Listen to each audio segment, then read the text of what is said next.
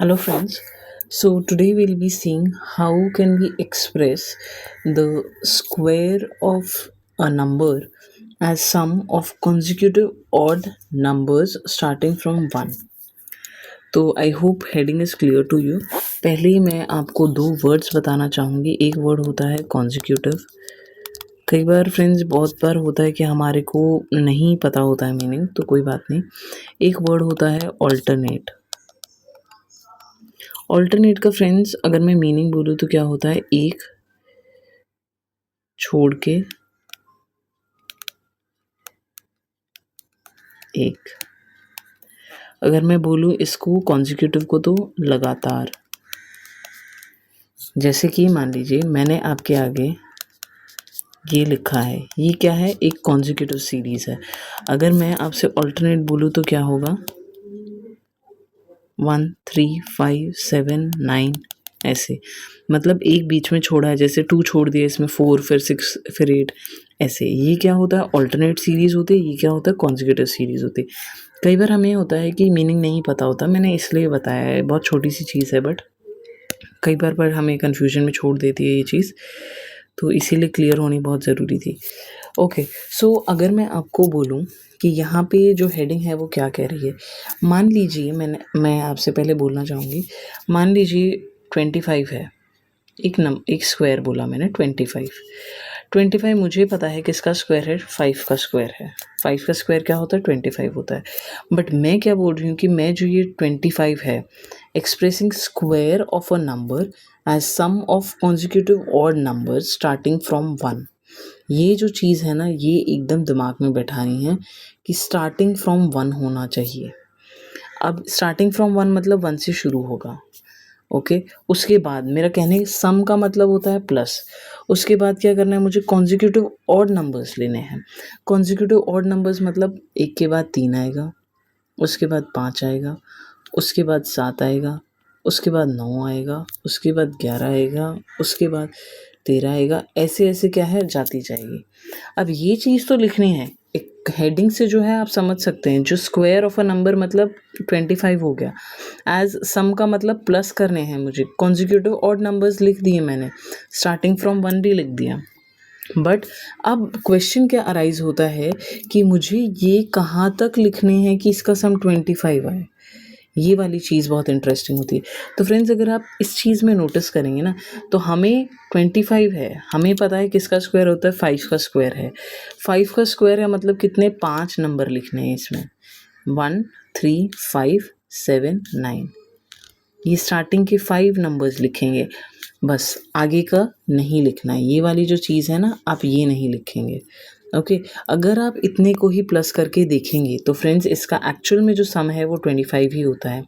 1 + 3 = 4, 5 + 4 7 = 12, 12 + 9, 9 + 4 is your 13, 13 + 12 is equals to 25।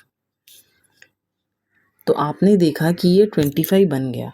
But मैं इस 25 को कैसे लिख सकती हूँ, मैं इस फॉर्म में भी लिख सकती हूँ इसको। अब ऐसे ही मान लो कि मान लो कि ये तो छोटा नंबर था, तो मुझे पता है कि 5 का स्क्वायर था। मान लो अगर मैंने कोई सीरीज़ लिख दी है आपके आगे, 1 से स्टार्ट हो रही है और कॉन्जिक्यूटिव ऑड नंबर्स ही हैं, 5 7 9 11 13 15 17 19 21 और 23। मान लीजिए मैंने आपके आगे जो है ये क्वेश्चन दे दिया मैंने सीरीज़ का, और मैंने बोल दिया कि ये बताओ, this is the square of which number. मान लो मैंने आपसे ये क्वेश्चन पूछ लिया, तो आप इसको कैसे आंसर करें। तो आंसर देखिए, आंसर बहुत ही आसान है और बहुत ही इंटरेस्टिंग है। आपको इसको एक्चुअल में एडिशन में नहीं जाना है, इसका एक्चुअल एडिशन हम लोग नहीं करेंगे।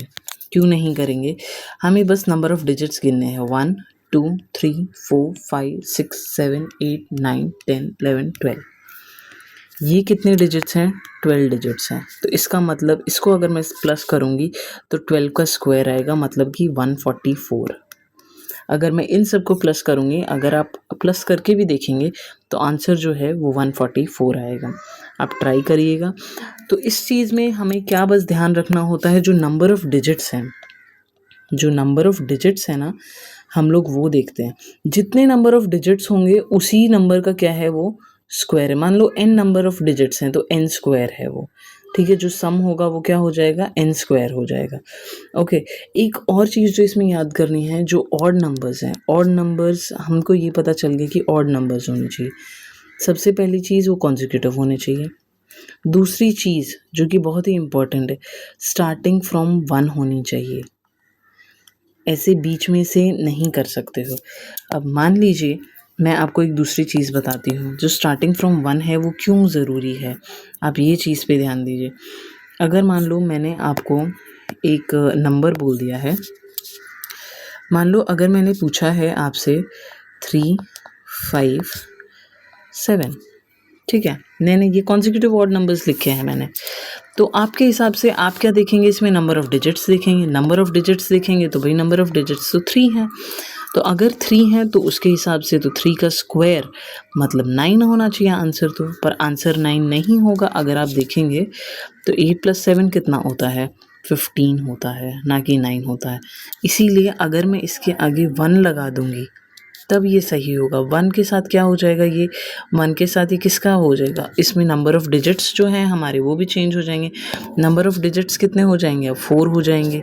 अगर मैं 1 ऐड करती हूँ तो नंबर ऑफ़ डिजिट्स क्या हो जाएंगे, अभी 4 हो गए। 4 मतलब 16 होना चाहिए, 16 इसका सम आएगा, ठीक है। अब आप देखें 15 इतने का 15 था ही, +1 करूँगी तो कितना हो जाएगा 16। हाँ, जो कि सही है, किसका स्क्वायर है, 4 का स्क्वायर है। मतलब 4 डिजिट हुए starting from 1, consecutive odd numbers हुए, तो वो क्या होता है, उसका आंसर जो होगा सम उसका स्क्वायर देगा। Okay, I hope this is clear to you. बस यही चीज़ दिमाग में रखनी है कि जो ऑड नंबर्स हैं वो कॉन्सेक्यूटिव होने चाहिए और स्टार्टिंग फ्रॉम 1 होने चाहिए। बस फिर नंबर ऑफ़ डिजिट्स गिनो कितने हैं और फिर वही आंसर आ जाता है स्क्वायर करके। I hope it is clear to you. Thank you.